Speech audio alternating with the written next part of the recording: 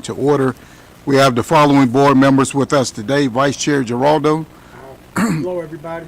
Commissioner Okoye, Good afternoon, everybody. Commissioner Matthews, Good afternoon. Commissioner Jenkins. Hello, good afternoon. And for the record, I am Chairman Barnes. The order of cases for today's meetings are as follows: items 2, 4, 5, 6, 7, 8, and 9. The next item on the agenda is item 2, draft minutes of April 9th. Is there a motion? Mr. Chair, I move that we adopt the minutes of the March 26, 2026 meeting. Second. It's been properly moved and second. I will call the roll. Vice Chair Giraldo, I vote aye. Commissioner Okoye, Vote aye. Commissioner Jenkins, Vote aye. Commissioner Matthews, I vote aye. and I vote aye as well. There are no legislative updates on the agenda for this week. We will move forward to the consent agenda items. Consent agenda items 4B, 4D, 4E. Is there anyone who wishes to oppose staff's recommendation on the consent agenda item? And if not, is there a motion? Mr. Chair, after consideration of the record for the items on the consent agenda, I move that we adopt the findings of staff and approve items 4B, 4D, and 4E. Mr. Chair, I second that motion. It's been properly moved and second. I will call the roll. Vice Chair Giraldo, Vote aye. Commissioner Okoye, Vote aye. Commissioner I Jenkins, vote aye. Commissioner Matthews, I vote aye. and I vote aye as well.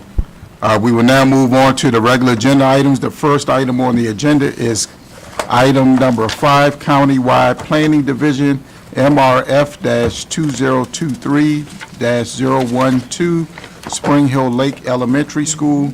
We will now hear from Ms. Walker.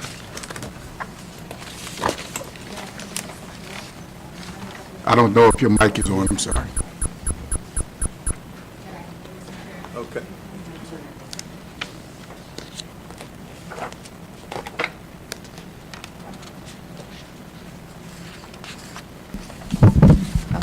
Thank you. Good afternoon, Mr. Chair, members of the board. For the record, my name is Tania Walker with the Special Projects Section. This mandatory referral review is MRF 2023-012 for Spring Hill Lake Elementary School. This proposal was reviewed per Land Use Article Section 20-301 through 305 of the Maryland Annotated Code for mandatory referrals. This project is for the demolition of the existing school and the replacement of a new school building on an 8.9-acre parcel. The aerial view of the site here shows the existing elementary school and playground. Can we move to slide 9, please? The 8.9-acre parcel for the proposed replacement is located on Spring Hill Drive in Greenbelt, Maryland. It's bounded by Spring Hill Drive to the south and East Branch Indian Creek to the north and Spring Hill Lake Apartments to the west and east. This new elementary school will be a high-performance building in terms of energy use and sustainable features. It will have 2 formal outdoor classrooms as well as a school garden with raised beds and a teaching station with general plantings of native trees for outdoor education facilities. And it will include a new parking lot with separate bus lanes. Staff's review resulted in recommendations, which included adding additional shade trees adjacent to the academic wing, main entrance, and outdoor classrooms, moving the southern crosswalk slightly to the west adjacent to the monument sign to provide direct access to the school's front entrance, and providing bike racks at the entrance of the elementary school. Staff recommend that the planning board approve the mandatory referral with the recommendations. Are there any questions from the planning board? Mr. Chair, I have one question. So in the subsequent, in the Cool Spring Elementary School, there's a mention of putting parking for EV vehicles. I didn't see it in this one. So was that just an oversight, or why is it in one and not the other?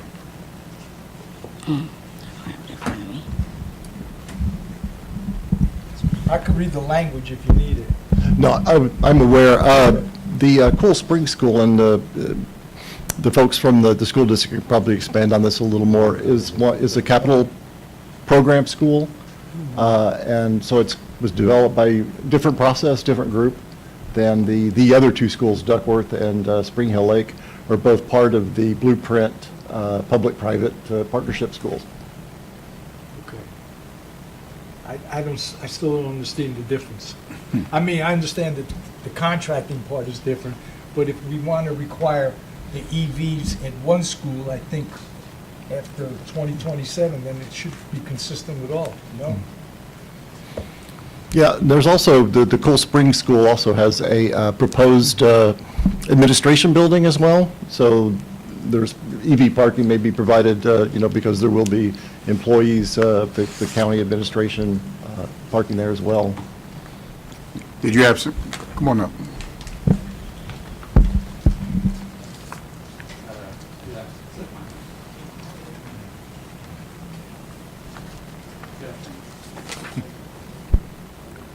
Good afternoon. Evan Tenenbaum with the Transportation Planning Section. I did the transportation review for this case. When I looked at site plans, I saw the applicant proposed 4 electric vehicle spaces, charging stations, and we determined that that would be sufficient for that parking lot. For some of the other schools that we are reviewing, we are following the 5% of spaces constructed after January 1st, 2027. I believe that's a ordinance that was just passed. So that's what we were using for the other schools, and then for this one, they were proposing the 4. So I guess my question is the school going to have EV? Yes, Okay, it was just an oversight. Didn't it? okay. Thank you. Thank you. Seeing no other questions? got a question. Oh, I'm I have sorry. one other question, and it's regarding the outdoor classrooms, and just for clarification, are those structures, or is it just like how does that, is that a building structure, or? No, I don't think it is. I feel like the applicant could be explaining it a little more, but the, Well, one second. Are there any other questions for staff? Seeing none, we will now hear from the applicant's attorney, Ms. Parker, or Mr. Parker.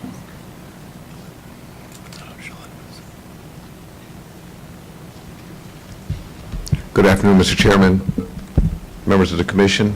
For the record, my name is Majette Parker. I'm an attorney with the law office of Majette S. Parker, PA. I'm the lawyer for the applicant in this case, as well as case number 7. This is one of the Blueprint P3 partnership schools, and we'll have that question answered in just a moment and addressed. We have with us a team of our design team here, everyone from our actually project manager, MC and build, from our civil engineer, Bradley Site Design. Sharon Bradley will come up and address that question. We have our architect, Perkins Eastman, Jack Chen, here as well. The traffic group is here, Carl Wilson, and of course, we have Prince George's County Public Schools represented here too. But to answer that one question, let me get, Sharon, if you wouldn't mind coming here and answer that question real quick. Okay, thank you. Hi, Sharon Bradley with Bradley Site Design. There are 2 formal outdoor classrooms at this school, one of which has an overhead structure for the protection from the elements. The other is an indoor-outdoor space relating to indoor instruction as well, with shade trees that protect it from the sun. Thank you. We have reviewed the recommendations made in the staff report, and we are in agreement with them, ready to move forward. Just want to bring to the record, this is the last crew schools you'll see of the Phase 2 blue ribbon, let me get it right. Okay, Phase 2 of the P3 projects, okay? And we're pleased to be here. And again, this is our final 2 schools, and we're looking forward to continue to work with you, but also working with other government agencies to get these schools built expeditiously for our students. If there are any questions, we have people here to answer them. We're also joined, by the way, by a couple people online too, I think. Who was it was going to be online, do you recall? Yeah, okay, Ivan Zapata, yeah, okay, but we're good, we're good. But we're in agreement with the staff recommendations. Thank you. Are there any questions for Mr. Majette? Parker? Seeing none, I believe we have one representative from Greenbelt that wants to speak. You have 2 minutes. Thank you. Good afternoon, Chair Barnes and members of the Planning Board. My name is Jamie Freer. I'm Assistant Director of Planning with the City of Greenbelt, and I'm here to speak on behalf of the City Council regarding the replacement of Spring Hill Lake Elementary School. In addition to this testimony, the City Council has also submitted a detailed comment letter, which is included in the Planning Board packet. Overall, the City Council supports the reconstruction and expansion of Spring Hill Lake Elementary School. However, they would like to highlight a few areas of concern. First, the plans to replace Spring Hill Lake Elementary School do not account for housing currently approved for development in the City of Greenbelt. The development pipeline in Greenbelt for this school catchment area includes up to 2,500 approved housing units at Beltway Plaza. In addition, the catchment area for Spring Hill Lake Elementary also includes the Greenbelt Metro Station area, which could have a significant residential component in the future. Spring Hill Lake Elementary's current enrollment is around 800 students, approximately 133% of the current capacity of 605 students. The proposed increase in capacity to 850 students is not enough to serve our forecasted housing and population. According to the 2024-2025 update to pupil yield factors and public school clusters in the county, the pupil yield factor at the elementary school level for multifamily dwelling units results in the reconstructed Spring Hill Lake Elementary School being up to 343 students over design capacity when the approved housing development pipeline is factored in. Secondly, the City Council is concerned about the operations of Spring Hill Drive, a city-owned roadway. The school's new bus loop utilizes less queuing capacity than the existing design and may exacerbate queuing issues that may spill out onto the roadway and affect both safety and operations. Finally, Council recommends an additional pedestrian path in the southeast corner of the property to respond to the long travel path for pedestrians coming from the east, and a graphic is provided in that comment letter. Without this connection, it's likely that a desired path will be carved out in this location. We'd also like to amend the public facilities information in the county's staff report to note that the subject property is served by the Greenbelt Police Department. We look forward to collaborating with the project team and the county to ensure that the new Spring Hill Lake Elementary School is the most effective and practical facility possible so the community can utilize it for decades to come. Again, thank you for the opportunity to speak today. Are there any questions from the planning board? Ms. Jenkins? Seeing none, I believe there is no one else in opposition. Is there a motion? Mr. Chair, I move that we adopt the findings and recommendations of staff and approve MRF-2023-012 Spring Hill Lake Elementary School and transmit the comments as stated in the technical staff report. Second. It's been properly moved and second. I will call the roll. Vice Chair Giraldo. I vote aye. Commissioner Okoye. Aye. Commissioner Jenkins. Vote aye. Commissioner Matthews. I vote aye. And I vote aye as well. Thank you all so much. The next item on the agenda is item 6, Countywide Planning Division, MRF-2025-006, Cool Spring Elementary School. We will now hear from Mr. Ray. Thank you very much. Good afternoon, Chairman Barnes and members of the Planning Board. For the record, my name is Bobby Ray with the Countywide Planning Division. Item number 6, as you said, is the proposed development of a new building for the Cool Spring Elementary School and the construction of a new annex building for the Prince George's County School District administration. The site is located at 8910 Riggs Road in Hyattsville, and the aerial that is up shows the location of the site at the southwest corner of Metzerott Road and Riggs Road. And you can also see Sonia Sotomayor Middle School located immediately south of the proposed school property. Can we go to slide 8? Thank you. The site plan shows the location of the proposed school building with play areas and outdoor learning areas to the south. The parking lot and bus loop are also to the south with access from Riggs Road. Additional site parking is located on the west side of the site along with the new annex building. The project will be developed in 3 phases with the new school building in place first, the annex building in the second phase, and then the third phase will be completion of site parking and some access improvements. The staff report actually provides a pretty detailed breakdown of each of those 3 phases. It was very helpful. Slide 9. And just very quickly, the building is 3 stories in height. The annex building is 2 stories tall, and the applicant will be trying to achieve LEED certification. Slide 10.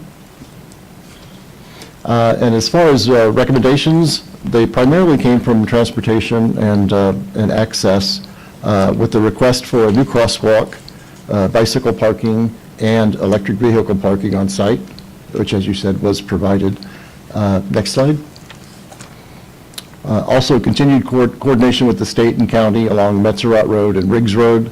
Observe the pickup and drop-off process, and look for any improvements that would increase public safety. And that includes or concludes staff's presentation. We recommend approval of the mandatory referral with the recommendations presented.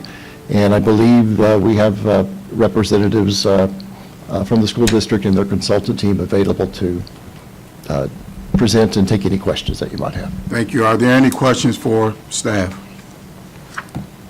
Seeing none, we will hear from the applicant's attorney, Mr. Ozeszewski. Hi, I'm Doug Ostazeski with AdTech Engineers. I'm actually the civil engineer of record. We've got members of PGCPS staff online, and as well as members of Gilbert Architect online to answer any questions, and I can be available to answer any questions that you might have. Thank you. Are there any questions for my good friend at the podium? Seeing none, I don't believe we have anyone from the Department of Capital Programs from PGCPS. There are a couple online. Due to the time change of the meeting, they weren't able to make it in person. Fair enough. Seeing there. Okay. Want to state your name? You have 2 minutes.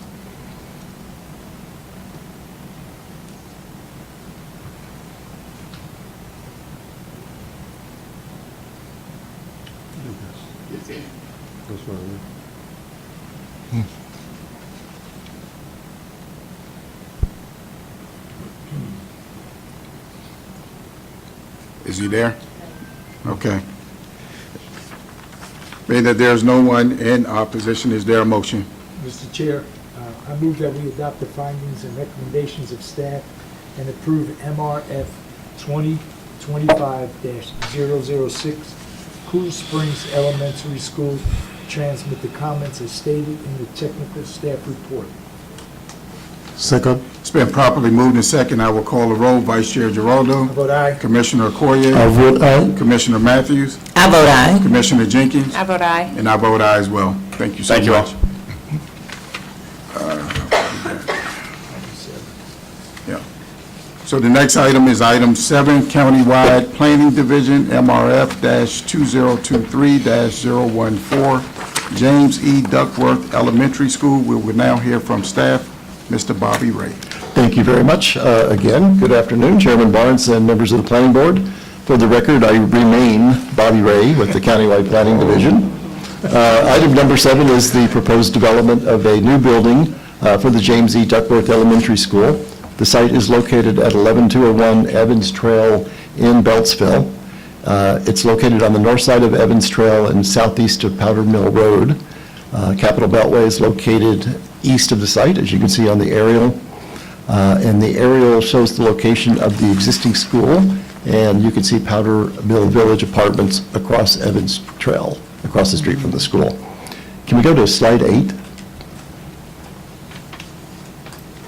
And as Mr. Parker mentioned in his presentation, the proposed school is part of the Blueprint Schools program, and it's one of the 8 schools that are in this second phase, and this is the last of the second phase. Slide 9. This slide shows the orientation of the school with the bus loop and surface parking lot along Evans Trail. There will be 85 spaces provided in the southerly lot. Other site features include a playground for pre-K and a primary playground, outdoor classroom areas and garden plots. Slide 10. And this gives you an idea of the building. It will be 2 stories in height with the maximum height of 28 feet. Materials are predominantly brick veneer, and also they will be trying to achieve LEED certification with this project. Slide 11. The recommendations, again, are primarily transportation and access related. There's a request for a wider sidewalk along the north side of Evans Trail, relocation of the southerly crosswalk along Evans Trail, and continued coordination with the state and the county regarding Evans Trail and MD 212. That concludes staff's presentation. We recommend approval of the mandatory referral, again, subject to the proposed recommendations. Are there any questions from the planning board? Seeing none, we will now hear from the applicant's attorney, Mr. Parker.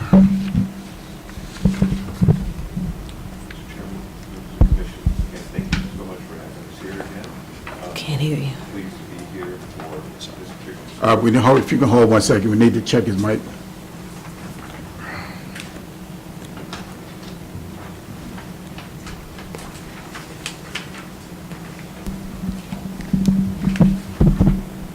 Good, okay. Again, good afternoon, Mr. Chairman, members of the commission. For the record, my name is Majette Parker, Law Office of Majette Parker in Allen on Camp Spring and here in Prince George's County. We're pleased to be here. This is our final school of this particular phase 2 of the Blueprint Schools P3 partnership. We've had 6 other schools besides these 2, and this is the final one. And we're in support and agreement with what the staff has recommended for transmitting the record to us. As we move forward with this school, this is, again, the last one of 8. And I'll just repeat who we have here today. We have quite a great team of design team and development team, first in class. Perkins Eastman, our architect, Jack Chin is here. Jonas Minji from MC and Build. Traffic Group, Carl Wilson. Sharon Bradley from Bradley Site Design. Prince George's County Public School System is represented here by Mr. Sean Matlock. And again, we're in full agreement with staff. We just look forward to continuing to move forward with this with other governmental agencies as we have in the past, as we build these schools and get them online for the students in Prince George's County. Thank you very much. Are there any questions for Mr. Parker? I just have one question regarding bicycles. I hope you can help me answer this. So just in reading this here, in terms of like traffic impact study, it says after the construction, there will be about 700 students potentially at the school, and then 25% of those students are anticipated to either walk or bike to school. And then I see here that we have up to 30 bicycles that will be available. Have we thought about whether that's going to be sufficient for the number of students that potentially would walk or that would bicycle to school? And I'm sure you can always add more later, but just want to see how you came to that number with 30. Yes, this is something that the Prince George's County Public Schools has thought quite a bit about. Okay. And I want to ask Mr. Matlock if he'd be willing to come up and just say a few words about that. So a number of the students that would be in this walk area, some will walk. Many of the, especially the younger students, will probably be brought to school by their parents, drive to school. So you don't have that many students bicycling to school. Okay. So, but we do try to provide an ample number, and given our history of the number of schools that we built, this seems to be an appropriate number for the number of students that we have at this school. Okay, sounds great. Thanks for making that picture for me. Are there any other questions for Mr. Parker? Seeing none, there's no one in opposition. Is there a motion? Mr. Chair, I move that we adopt the findings and recommendations of staff and approve MRF-2023-014 James E. Duckworth Elementary School and transmit the comments as stated in the technical staff report. Second. Been properly moved and second. I will now call the roll. Vice Chair Giraldo. Vote aye. Commissioner Okoye. Vote aye. Commissioner Matthews. I vote aye. Commissioner Jenkins. How about aye? And I vote aye as well. It's good Thank to you see so very much. Yes, Good sir. seeing everyone in meetings, some of the new commissioners as well. Thank you. The next item on the agenda are items 8 and 9, Comprehensive Design Plan CDP-9903-05 and CDP-9902-06, Oak Creek Club. We will now hear from staff. Ms. Sun.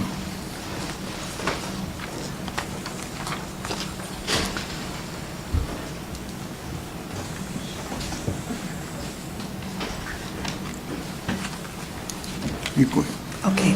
Good afternoon, Mr. Chairman and members of the Planning Board. For the record, I am Monson with the Urban Design Section. Item number 8 and 9 are comprehensive design plans, CDP-9902-06 and CDP-9903-05, Oak Creek Club Development Parcel M, which request amendment to the approved CDP for an approximate 8-acre portion of the site to increase the permitted residential density in order to allow construction of 28 single-family detached dwelling units within the residential low development zone and the local activity center zone. The RL zone is highlighted in green, and the LAC zone is highlighted in yellow. As a matter of housekeeping, staff received applicant Exhibit 1 prior to Tuesday noon deadline. Staff are in agreement with the proposed revisions. On March 16th, one Exhibit 1 is received from Mr. Cliff Towson, a homeowner and former Homeowners Association board member. In January, the exhibit expressed support for the residential development, noting concerns about traffic. This development will be required to submit a preliminary plan of subdivision, at which time the traffic adequacy will be evaluated. Next slide, please. This site shown in red is located in Planning Area 74A and Council District 6. Next slide, please. The subject property shown in red is at the northeast area of the intersection of Maribui Parkway and the Church Road. Next slide, please. The subject property shown in red consists of 8.09 acres known as Development Parcel M, is within the overall 970-acre Oak Creek Club development. The 8.09 acre site is in Legacy Comprehensive Design Zone under current zoning ordinance. The application is being reviewed and evaluated in accordance with the prior zoning ordinance. Under the prior zoning ordinance, the subject property is split zoned in residential low development and low activity center zones. Next slide, please. The property marked in purple is mostly flat with gentle slope. Existing wooded area is located at the southern half of the site. Next slide, please. This map shows adjacent master plan rights-of-way. The site shown in blue is located to the east of Church Road, which is a collector road that is highlighted in green. Next slide, please. The subject property shown in red is bounded to the north, shown to the right on this slide by wooded area in the ROS, Reserved Open Space Zone, prior RL zone. To the west by Church Road at the top of this slide with single-family detached homes and a golf course, also part of the Oak Creek development beyond. To the south or left on this slide by Maribui Parkway with wooded area and open space within Oak Creek Club development. And to the east or bottom of this slide by Baumberg Way with single-family detached homes in Oak Creek Club development. The area map shows existing wooded area occupies southern half of the site that is the subject of this amendment. Next slide, please. The subject property shown in green and yellow is the subject site of the approved basic plan amendment. These basic plan amendments for the overall Oak Creek Club property were approved by the District Council on July 8, 2025 to allow additional development of 28 single-family detached dwelling units. Pursuant to the approved basic plans, the plans shows an approximate 100-foot wide buffer area along Church Road. The buffer is highlighted in red box, and a 100-foot dimension is highlighted in orange box. This buffer aligns with approved CDP design guidelines, which intend to preserve the rural and historic character of the Church Road corridor, establishing setbacks for development, creating an environmentally sensitive development, and retain existing trees along Church Road. Next slide, please. The approved basic plan findings on staff report, page 7, further specifies the width of the buffer is approximately 100 feet. Next slide, please. This slide shows the overall comprehensive plan with the subject amendment area development parcel M highlighted in green and yellow, located to the east of Church Road. Next slide, please. This slide shows a comprehensive plan zoomed in to the subject amendment area. The green area is within the RL zone, and yellow area is within the LAC zone. The CDP plan shows a buffer between Church Road and the development envelope, which is consistent with the approved basic plan. Next slide, please.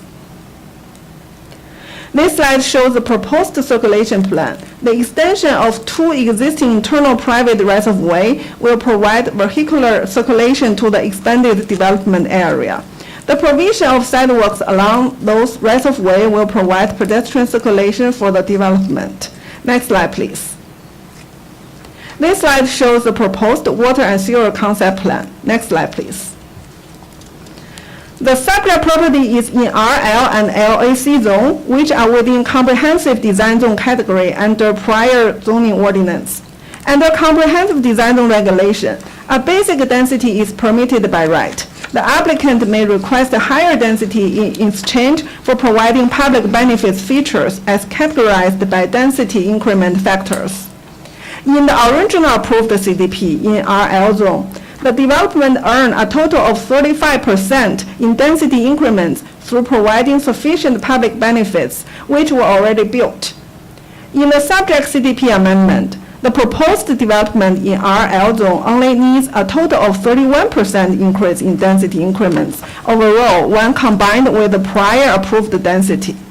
Because the previously approved and constructed public benefits exceeds the density increase now proposed, no additional public benefits features are required for this application within the RL zone. In LAC zone, the proposed residential density is less than the base density by right, therefore no public benefit features are needed for LAC zone. Next slide, please. This slide shows the proposed TCP1 revision, which seeks the removal of all existing woodland and specimen trees in the area of amendment. According to approved natural resource inventory plan, there are existing woodland and specimen trees located within approximate 100-foot wide buffer along Church Road. In order to enhance the rural character and maintain the established buffer along Church Road, staff recommend reducing the road extensions, lots, and grading from the buffer area so that existing trees are retained within the approximate 100-foot width from Church Road. Where no trees are existing within the 100-foot width, landscape plantings will be required and reviewed further at the time of site plan. Therefore, condition 4A is included in the recommendation section of staff report to revise TCP1. This condition was further refined through applicant Exhibit 1 and has been reviewed and agreed upon by staff. Next slide, please. To conclude, based on evaluation and analysis, urban design staff recommend that the planning board adopt the findings of this report and approve conceptual design plans CDP-9902-06 and CDP-9903-05 and Type 1 Tree Conservation Plan TCP1-2025-0035, subject to the recommended conditions of approval within the technical staff report as modified by the applicant's Exhibit 1 and agreed upon by staff. This concludes staff's presentation. Thank you. Great job, Ms. Sun. Thank you. Are there any questions for Ms. Sun? Mr. Brown? I just want to make sure this is on. It's on. Good afternoon. Ms. Sun, I just had a couple clarifying questions concerning the record here. I noticed there were 2 staff reports issued, one for the initial March date when this case was scheduled and another one for today. There seemed to be a formatting difference between the 2, but I just want to make sure I didn't see any material difference between the 2. Is that correct? There are some technical corrections in the conditions that we corrected in the current published staff report. All right, and those were the conditions that were proffered by the applicant? In addition to that, there were some technical conditions in the TCP1 conditions from the original staff report to this one. That's not related to the proffered. That's unrelated to the proffer. Right. Is it possible that you could very quickly go through those changes? Because I could not discern the difference between the 2. Yes, sure. So one condition is the condition 3E. and astronaut 2. So we kind of revised the language a little bit to specify the purpose of this note. So that's one area of change. And another area of change is condition 4C. So the original public staff report said add land bay T to the correct column. Actually, we have revised the project name to development parcel M, so we have revised that in the condition. That's the two technical corrections we did in addition to the condition proffered by the applicant. All right, that's helpful. So this last staff report will be the formal staff report that you are putting forward for resolution. Correct. All right.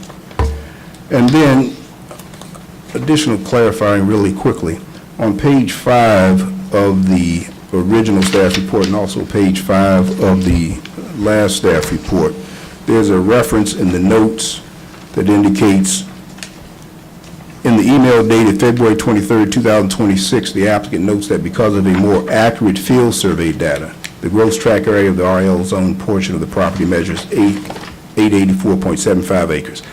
I did not see anywhere in the record this survey, which was again mentioned in the second paragraph on this page, where it states the floodplain total acreage has been updated to 78.5 acres according to the latest survey. I never saw that survey in this file. Is it in the record? So the applicant has not provided a survey, but we have verified with DPI and environmental TCP2 plans. So those number has been used, the correct number has been used in the TCP2 plan, and the DPI has confirmed that we can use the latest revised All right. floodplain number. So you're comfortable, even though the applicant did not submit its survey, that the total acreage is 884.75 acres, correct? We are comfortable with the Okay. information, yeah. And you're also comfortable, even though the applicant did not submit the survey in the last paragraph, that the survey or the floodplain is 78.5 acres? Because, again, it's referenced 2 or 3 times in the staff report, and it's different each time. So I'm just trying to make sure, we're using one figure. Yeah, so we are comfortable with this number, as I have checked with DPI and also the environmental section. This number has been used across other TCP2 plans. Been using this number, that's why we are comfortable with using this Brown, number. Delisa Coleman, Senior Counsel. I just wanted to correct, because I'm looking at the note, and that's saying that the RL zone portion of the property measures 8. That's correct, yeah, not the entire portion, that's correct. Thank you for that. And Ms. Sun, just 2 or 3 other very quick clarifying issues on the record, and I'll be done.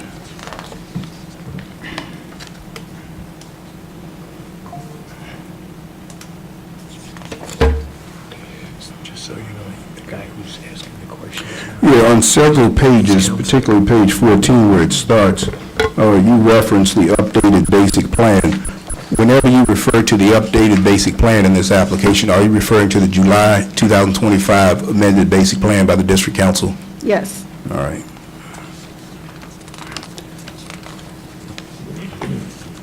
And you also indicated that the amended basic plan was submitted but has not been certified. Again, you're referencing the July 25th has not been certified. Correct. So I have communicated with the district council, so they haven't received the certified plan. That's why we included a condition to certify the basic plan. Correct. To certify. And I guess the applicant, when he comes up, he will explain why he has not submitted it for certification. Correct. And my last 2 points, clarification. On page 24 of the staff report, I think this is just a typo, but it's just so the record can be clear when the resolution is approved. You reference CDP 9902. You mean 9902-05, correct? Anywhere on that page where you just put CDP 9902, very first sentence. Page 24, The notes. in the notes section.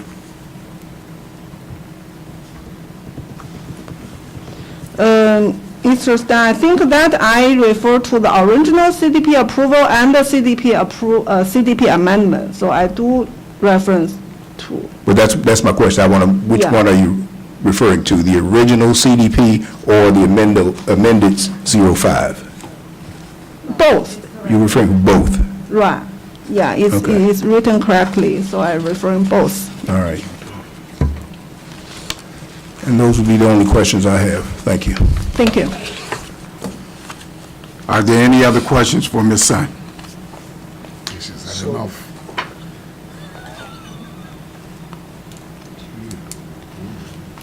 So my question is, so should it be, in reference to the question by Mr. Brown, do we have to amend that note on page 24?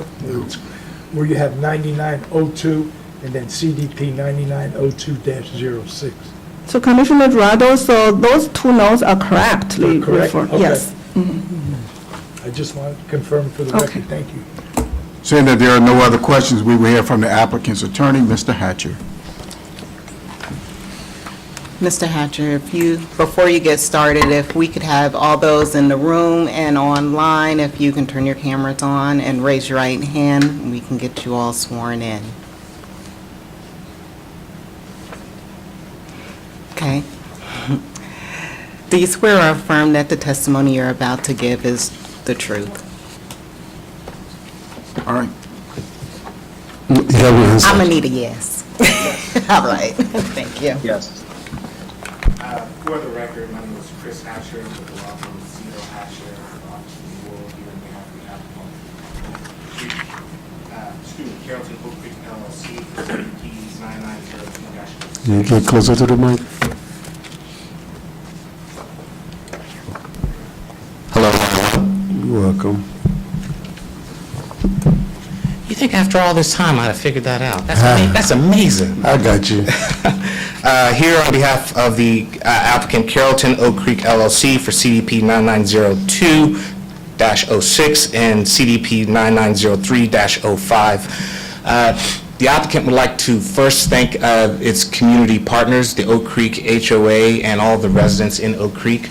Over the course of the last 6 years, we've worked very collaboratively with that HOA and its residents intentionally, and it's just really important to note, when this opportunity first came up, the applicant was getting a lot of interest from some retail users that they didn't believe were consistent with the vision of Oak Creek, and then when they approached Oak Creek, it was confirmed that those users weren't necessarily consistent with the vision of that broader community, and so that really initiated the 6-year process today, what is now 6 years today, to figure out what Land Bay M is really wanted to be. So we want to express our appreciation for the continued support and coordination with that Oak Creek HOA. Additionally, want to have a thank you to staff. It's not the easiest to go through a case that's a matter that's been out for about 40 or 50 years, try to piece stuff together with revisions to basic plans, CDPs, STPs, preliminary plans. And I think that's sort of reflected in the back and forth that staff had with the applicant about what some of those conditions really meant, what were you driving for, what was the intent of the basic plan, what was the intent of the CDP. And so we think staff did an incredible job of working with the applicant and the HOA to decipher some of those conditions. People's Zoning Council had a question to the applicant related to the basic plan and the status of its certification. It had the conditional rezoning, the conditional basic plan has been accepted by the applicant, so the applicant has accepted the conditions, but hasn't gone on to certify the conditions yet, primarily because in the prior ordinance, you could process a CDP, basic plan, SDP, and preliminary plan at the same time, and it was our intention to get them all certified once the remaining entitlements necessary to pull a permit on this community is at a place. So right now, we've had the approved basic plans. The CDP is before you. We anticipate the preliminary plan coming next, along with the STP probably running concurrently.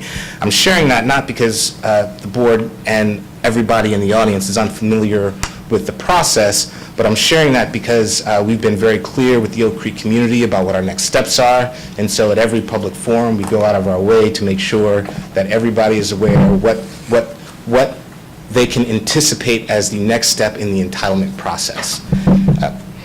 With that, the applicant did submit some revised conditions into the record. I believe it's titled Applicant's Exhibit 1. Staff referenced several times that they were amenable to the conditions. We did share those conditions, the first iteration, the second iteration, the third iteration, with the HOA board, and I was on the phone with the property manager and their attorney right before this hearing, so they are aware, and I believe somebody from the board is here to speak in support, and candidly to request, provide some comments and perhaps some clarifications.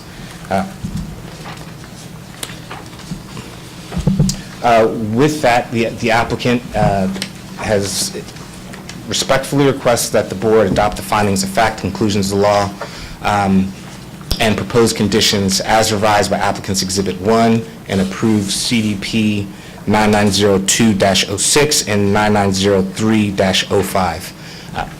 We're here to provide any response to any questions you may have. Are there any questions for Mr. Hatcher? I do. Going to page 12, the circulation plan.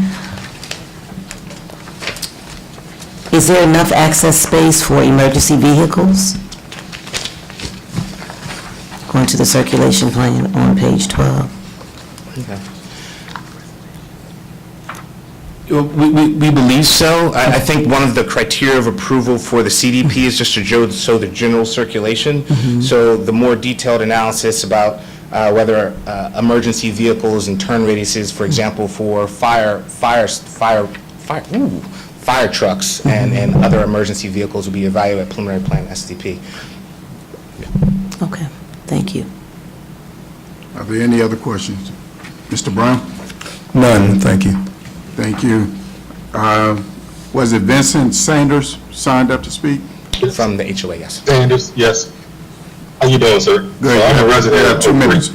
So I have a couple of questions about the actual plan. One, was submitted or given information that there is something to do with the 35-foot buffer zone being reestablished. The other question I have is, will the storm management encroach on the 100-foot standard, or are they planning on reducing that 100-foot standard for the buffer to 50? And then I also have a consideration or concern about the landscaping for the buffer zone from Church Road and its visual aesthetics into Oak Creek. If they were to disturb that or get close to the buffer zone in any sort of way, normally trees of maturity or any trees that they plant within that time frame, they usually will die between 3 to 5 years because they have been disturbed by any environmental impacts. That's my questions. Mr. Hatcher? Yes, and we appreciate the question. The 100-foot buffer. Hold on. Somebody check the mic.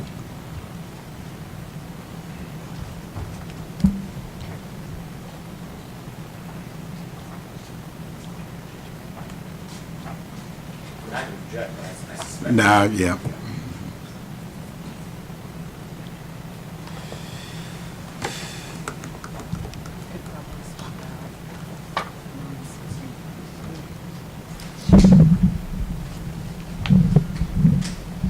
Now I'm feeling like a little bit of a celebrity.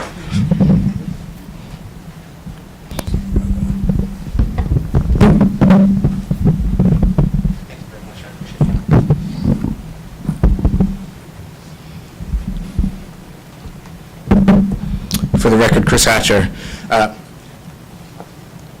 think in pictures.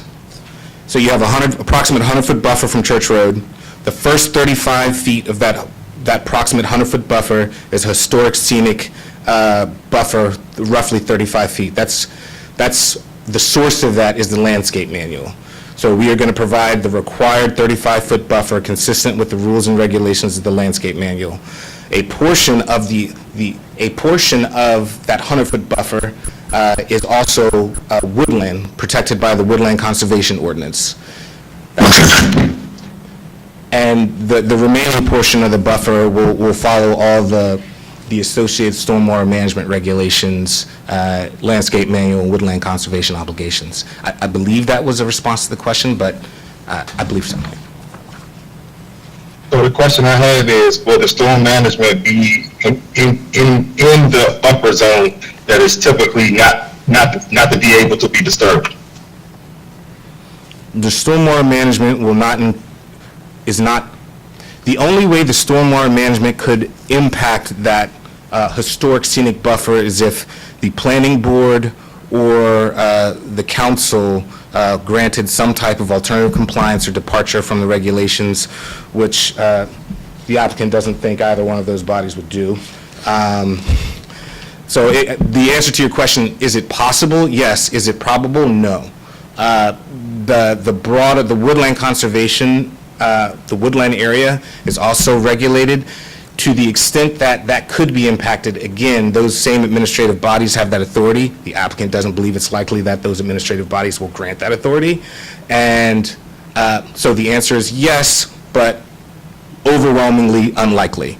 And the remaining portion that is not woodland and is not the 35-foot buffer is going to follow the rules and regulations associated with stormwater management, some of which could be in that portion, but not the woodland and not the 35-foot.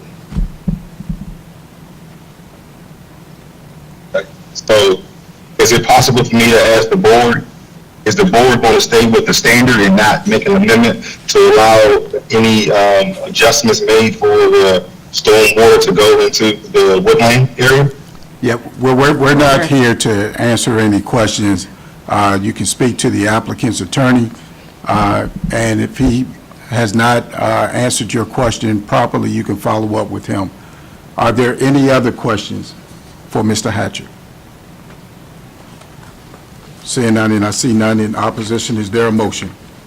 Mr. Chair, I move that we adopt the findings and recommendations of staff as modified by applicant's Exhibit 1 and approve CDP-9903-05, Oak Creek Club, CDP-9903-06, Oak Creek Club, and TCP 1-2025-0035.